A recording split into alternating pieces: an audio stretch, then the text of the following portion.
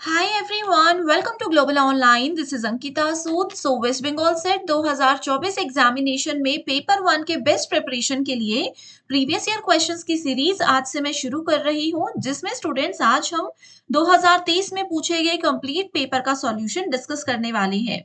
हर एक क्वेश्चन के आंसर के साथ आपको मैं इंपॉर्टेंट एक्सप्लेनेशन और कुछ ट्रिक्स भी बताऊंगी, जिसकी हेल्प से बहुत इजीली आप ये भी समझ जाओगे कि कैसे आसानी से करेक्ट आंसर्स को पेपर में आइडेंटिफाई किया जा सकता है। तो ये सीरीज बहुत ज्यादा जरूरी है, इसलिए आप सब इसमें एंड तक बने रहिएगा। स्टूडेंट्स, पेपर वन प्रिपरेशन के लिए कंप्लीट कोर्स में लेकर आई हूँ, जिसमें आपको एग्जाम के लेवल के हिसाब से और अपडेटेड पैटर्न के हिसाब से पढ़ाया जाएगा। इसका न्यू बैच 1 अक्टूबर से है, जिसमें आपको रोज 2 से 3 लाइव लेक्चर्स के साथ पेपर से पहले 100% सिलेबस कवर करवाने की श्योरिटी दी जाती है। साथ ही रिविजन के लिए फुल सिलेबस मॉक टेस्ट और यूनिट वाइज क्वेश्चंस भी प्रोवाइड करवाए जाएंगे। एक स्पेशल व्हाट्सएप ग्रुप में आपको ऐड किया जाता है, जहां पर अगर आपको कोई भी डाउट है तो आप अपने टीचर से डायरेक्टली पूछ सकते हो। एंड साथ ही हर क्लास के बाद आपको पीडीएफ नोट्स मिल जाएंगे, जिससे आपको तैयारी करने में बहुत ही ज्यादा मदद मिल जाती है। फ्री वीडियोस और मॉक टेस्ट अवेलेबल हैं, जिसके लिए आपको ग्लोबल ऑनलाइन ऐप डाउनलोड करना होगा। स्टोर सेक्शन पर सर्च बार में लिखिए कोर्स का नाम। जैसे ही स्टूडेंट्स हम कंटेंट पर क्लिक करेंगे, यहाँ पर आपके सामने bilingual Hindi English separate courses हैं। हर कोर्स में आपको यूनिट वाइज फोल्डर्स मिल जाएंगे, फ्री वीडियोस मिल जाएंगी। इस फोल्डर से आपको ये मदद हो जाएगी कि आप कभी भी चाहो किसी भी यूनिट से अपनी तैयारी शुरू कर सकते हो। प्रीवियस ईयर क्वेश्चन पेपर्स आपको आंसर के साथ मिलेंगे, जिसमें ना सिर्फ वेस्ट बंगाल के पीवाईक्यूज बल्कि अदर स्टेट्स के पेपर्स भी इंक्लूड किए गए हैं, जिसमें से एज इट इज क्वेश्चंस भी एग्जाम में जरूर पूछे जा सकते हैं। लाइव क्लासेस भी आपको ऐप में रोज प्रोवाइड करवाई जाती है। तो स्टूडेंट्स, और भी कोई डाउट्स है तो ये 2 व्हाट्सएप नंबर्स दे रही हूँ, इन पर आप आसानी से मैसेज या कॉल कर सकते हो। What type of evaluation is used for monitoring the learning process of students? ये question unit number 1 teaching aptitude से पूछा है। इसमें आपसे मूल्यांकन का यानी कि इवैल्यूएशन का एक ऐसा प्रकार पूछा गया है, जिसमें कि स्टूडेंट्स के लर्निंग प्रोसेस यानी कि जो सीखने की प्रक्रिया होती है, उस पर कैसे टीचर नजर रख सकते हैं और उनको अच्छे से गाइड कर सकते हैं, ये इस सवाल में पूछा है। वो कौन सा मेथड होता है? समेटिव, फॉर्मेटिव, डायग्नोस्टिक या एसिमिलेटिव? सेट और नेट पेपर वन के लिए सबसे इंपॉर्टेंट 2 टाइप से जहां से क्वेश्चंस आते हैं, वो है समेटिव और फॉर्मेटिव इवैल्यूएशन, योगात्मक और रचनात्मक मूल्यांकन। और इस सवाल का सही उत्तर है option number 2, that is formative. क्यों? क्योंकि लर्निंग प्रोसेस के बारे में बात की है। लर्निंग प्रोसेस कब होती है? जब क्लास में टीचर बच्चों से या बच्चे टीचर से क्वेश्चंस पूछते हैं, तो बच्चे को एक प्रोग्रेस करने का समय मिलता है, तरक्की करने का समय मिलता है, अपने आप में चेंजेस करने का समय मिलता है। तो वो जो भी प्रॉपर्टीज यहाँ पर दी हैं, वो सब फॉर्मेटिव की होती है, इसलिए सही उत्तर है option number 2। What is an instructional strategy and a type of blended learning which requires pupil complete readings at home and work in live problem solving during class time.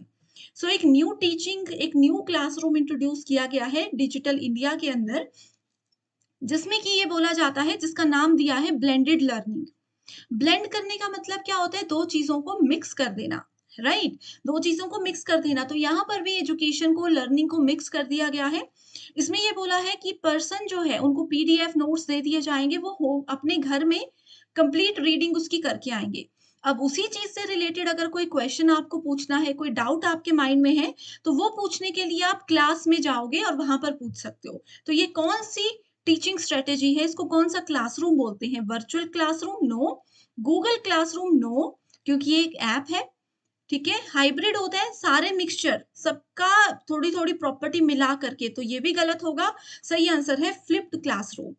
Flip कर दिया है, उसको पलट दिया है, उसको उल्टा कर दिया है। पहले क्या होता था? बच्चे स्कूल में चीजों को पढ़ते थे, जो डाउट्स होते थे वो या तो पेरेंट्स से पूछते थे घर पे आके, नेक्स्ट डे स्कूल में पूछते थे या ट्यूशन में पूछ लेते थे।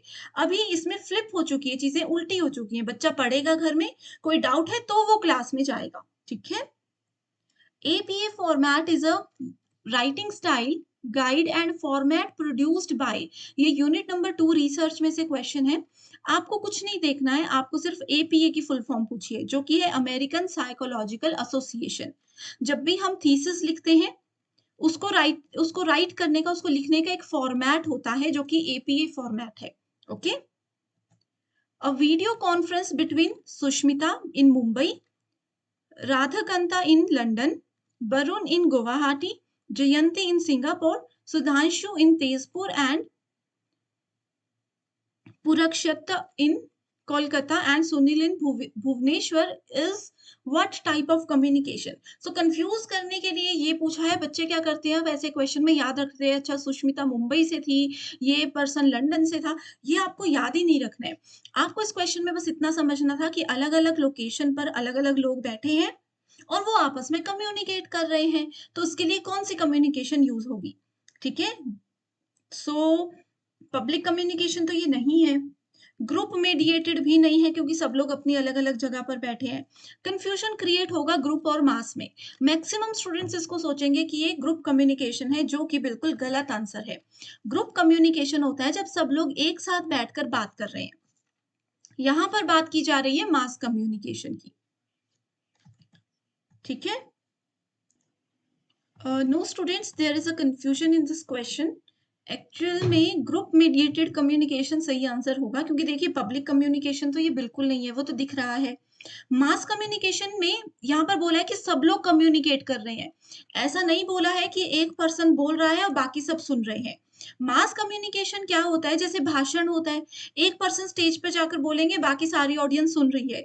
न्यूज़ में क्या होता है, एक न्यूज़ एंकर बोलेंगे, बाकी सब सुन रहे होते हैं। रेडियो में भी ऐसा ही होता है, तो ये सब होते हैं मास कम्युनिकेशन। लेकिन यहाँ पर ऐसा नहीं लिखा है कहीं भी कि एक पर्सन बोलेगा, बाकी सब सुनेंगे।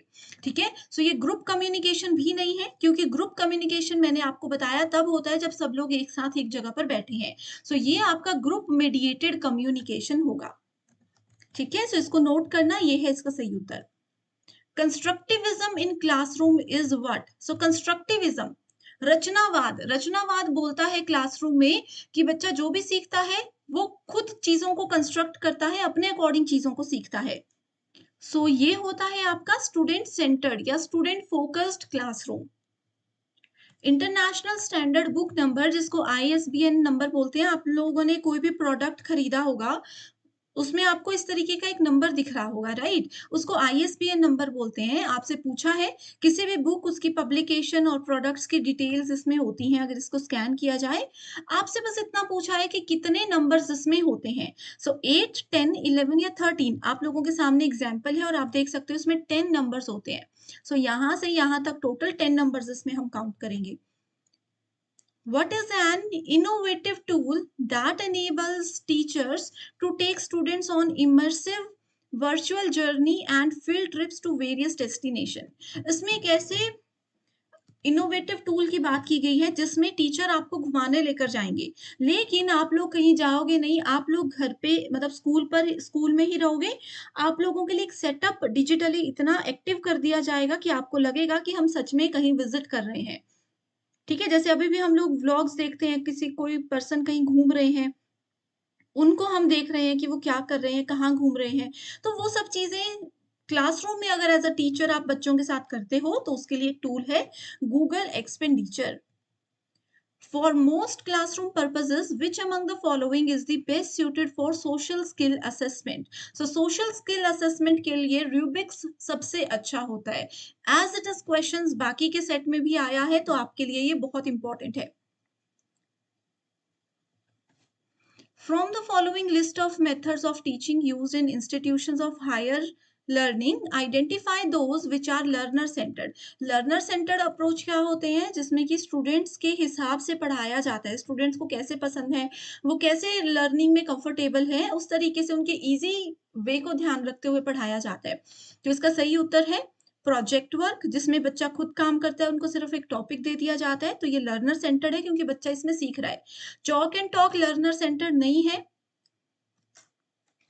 यहाँ पर। ठीक है, chalk and talk learner centre नहीं होता है, क्यों? क्योंकि इसमें टीचर बस चॉक पकड़ते हैं और बोलते रहते हैं, तो ये गलत मेथड है, टीचर सेंटर्ड मेथड इसको बोलते हैं। लेक्चरिंग विद ऑडियो विजुअल, बस लेक्चर देते रहना, सामने ऑडियो चल रहा है, वीडियो चल रही है, वो भी एक गलत मेथड होता है, जो कि एक लर्नर सेंटर्ड मेथड नहीं है। आगे है कंप्यूटर एडेड इंस्ट्रक्शन, कंप्यूटर की सहायता से बच्चों को डिजिटली गेम्स के थ्रू सिखाया जाता है, तो ये भी आपका सही उत्तर होगा। 1 तो है ही। सो देखते हैं 1 एंड 5, 1 एंड 4। सो 1 एंड 4 की जोड़ी सिर्फ हमें यही देखने को मिल रही है, तो आंसर होगा ऑप्शन नंबर 2। ठीक है, तो stimulus and role play. If there is a linear trend present in the population, then which of the following methods is the most efficient sampling technique? अगर linear trend follow हो रहा है, इस तरीके से आगे लोग जुड़ते जा रहे हैं, तो वो हमेशा cluster sampling होता है। तो ये इस क्वेश्चन का एक कीवर्ड था linear trend।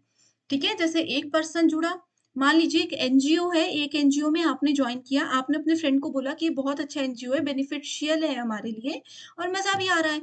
आपका दूसरा फ्रेंड भी जुड़ गया, उन्होंने आगे किसी और को बताया, उन्होंने आगे किसी और को बताया, उन्होंने आगे 2 लोगों को बताया, उन्होंने फिर आगे 2-3 लोगों को बताया। तो ऐसे जो रेफरेंस होते हैं या लीनियर ट्रेंड होते हैं, आगे से आगे हम लोगों को बताते हैं, तो वो क्लस्टर सैंपलिंग कहलाता है। Who called the study of communication rhetorics? So ये कहा था कार्ल मार्क्स ने। A narrative literature review best refers to।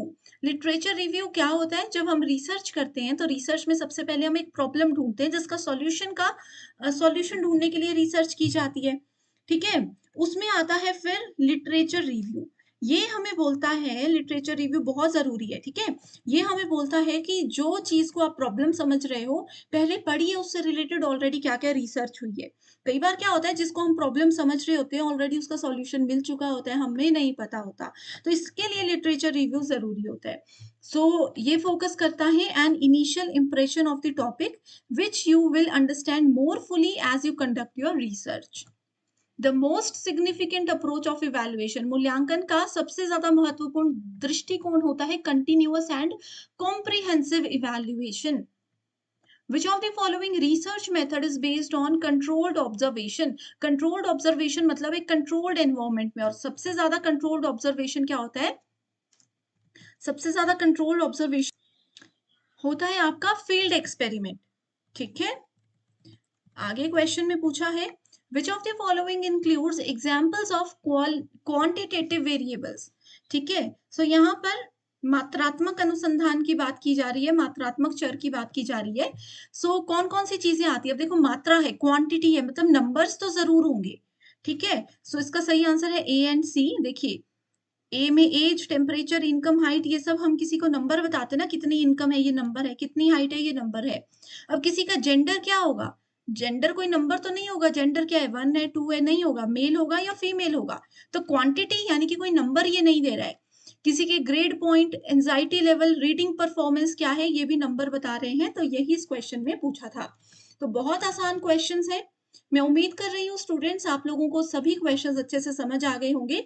अगर इसी का पार्ट 2 आपको चाहिए तो मुझे एक बार कमेंट करके बता दीजिए, और भी पीवाईक्यूज अगर चाहते हो तो मैं जरूर आप सब स्टूडेंट्स की हेल्प करूंगी। So thank you so much everyone and I wish you all the very best.